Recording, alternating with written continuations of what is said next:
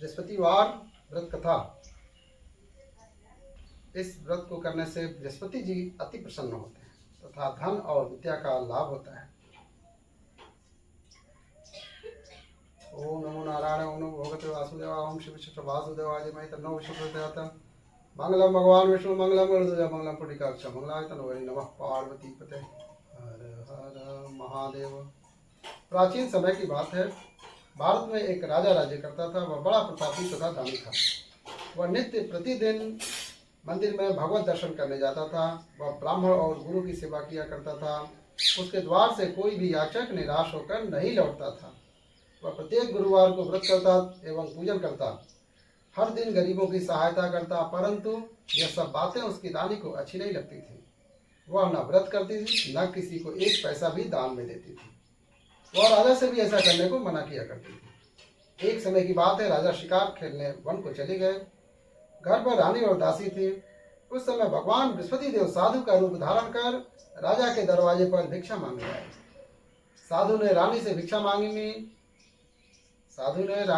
मांगी तो वह कहने लगा, तो राजा की पत्नी रानी कहने लगी, हे साधु महाराज, मैं इस दान और पुण्य से तंग आ गई हूँ। इस कार्य के लिए मेरे पतिदेव ही बहुत हैं। अब आप ऐसी कृपा करें कि सारा धन नष्ट हो जाए और मैं आराम से रह सकूं।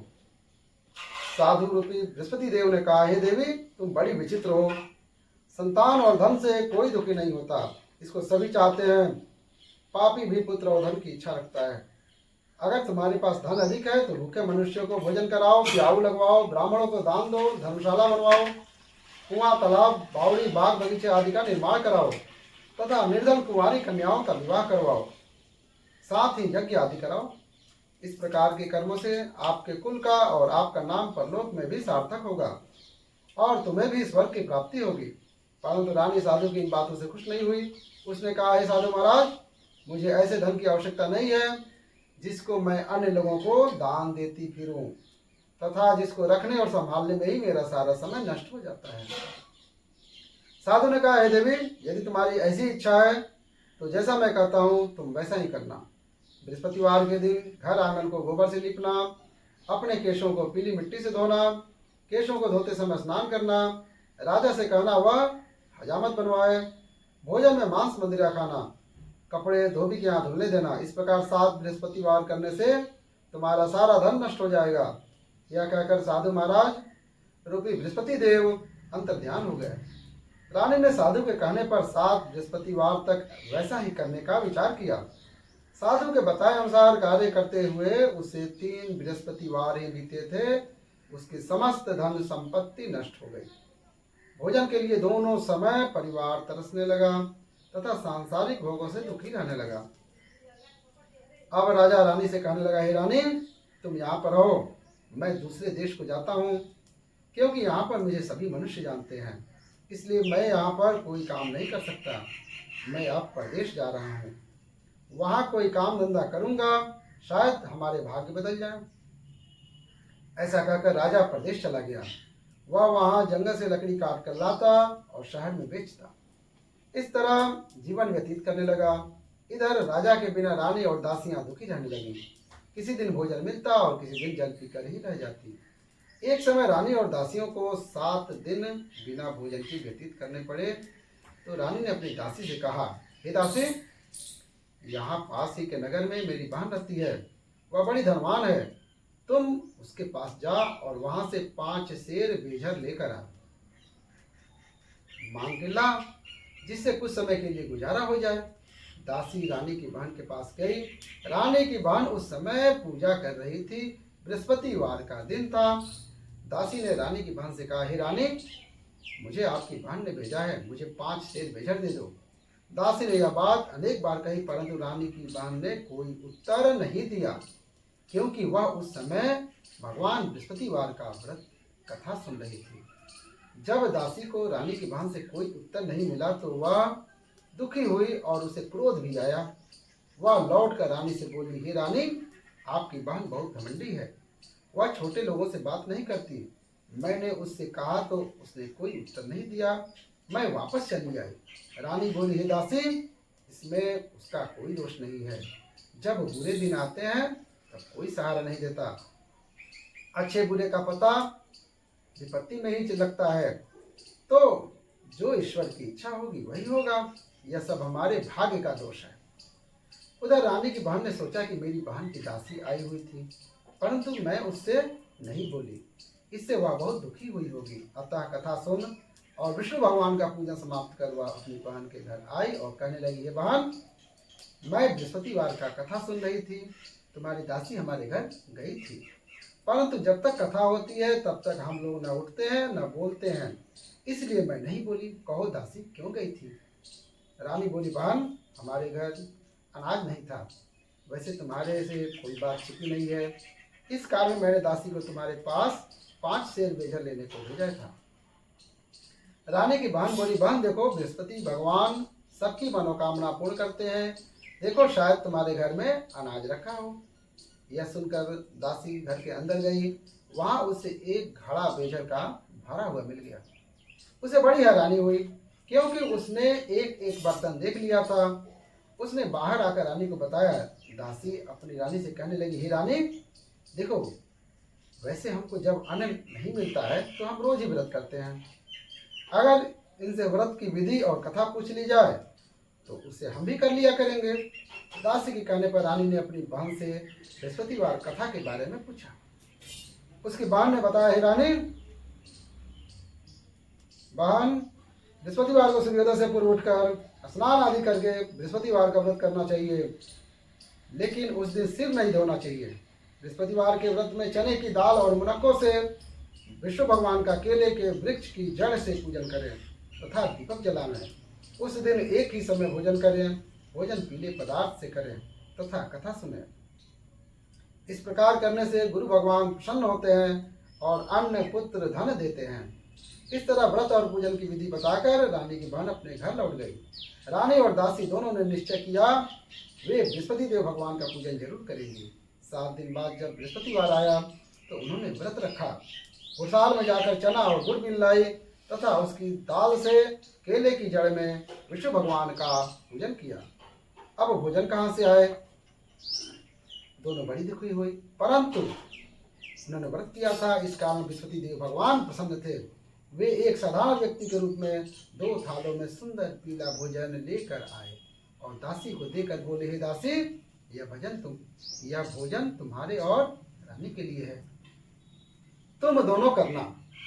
दासी भोजन पाकर अति प्रसन्न हुई और रानी से बोली, रानी जी भोजन कर लो।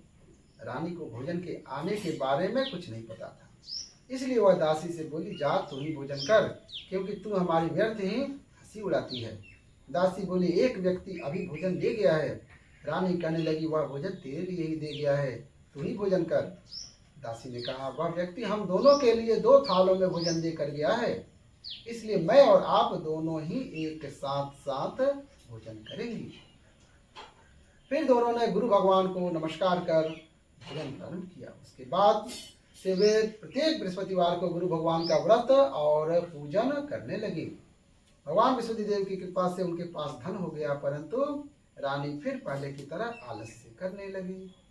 तब दासी बोली, देखो रानी, तुम पहले भी इस प्रकार आलस्य करती थी, तुम्हें धन के रखने में कष्ट होता था, इस कारण सभी धन नष्ट हो गया। अब गुरु भगवान की कृपा से धन मिला है तो तुम्हें फिर आलस्य होता है। बड़ी मुसीबतों के बाद हमने यह धन पाया है, इसलिए हमें दान पुण्य करना चाहिए।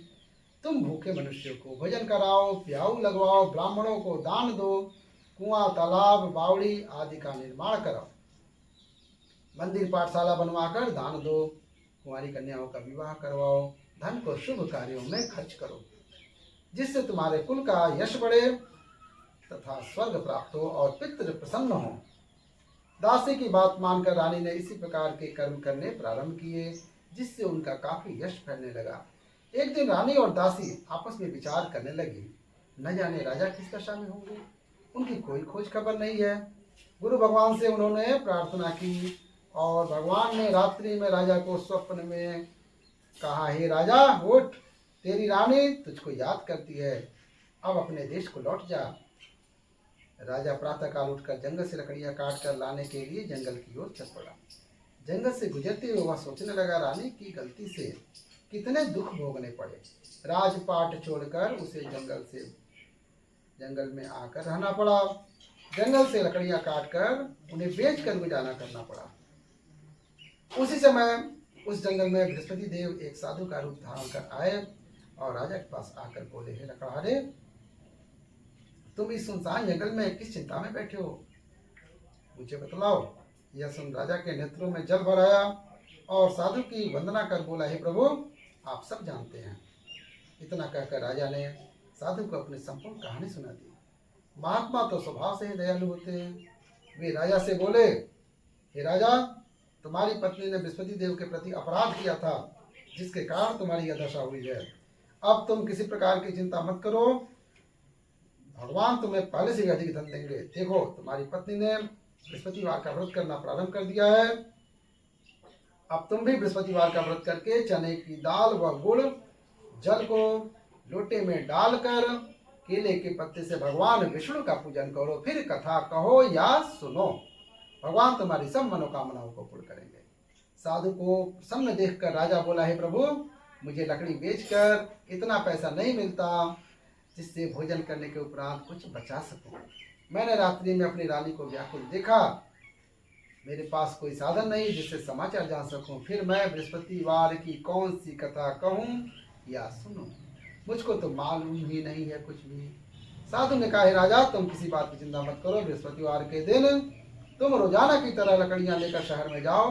तुम्हें रोज से 2 गुना धन प्राप्त होगा, जिससे तुम भली भांति भोजन कर लोगे तथा बृहस्पतिवार की पूजा का पूरा सामान भी आ जाएगा। यह बृहस्पतिवार भगवान की कथा। भगवान, जैसे आप राजा के दिन बदले, वैसे ही हम सभी के दिन बदलें। सभी पे कृपा दृष्टि, दया दृष्टि बनाए रखें। अन्न धन पुत्र सभी को दें। नमः पार्वती पते, हर हर महादेव, हर हर महादेव। अब हम बृहस्पतिवार की आरती कर लेंगे।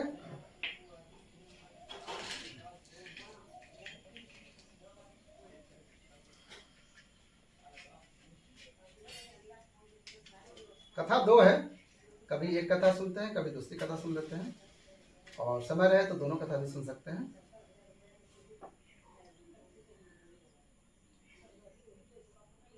ओम जय बृहस्पति देवा, ओम जय बृहस्पति देवा, छिन छिन भोग लगाऊं कदली फल मेवा।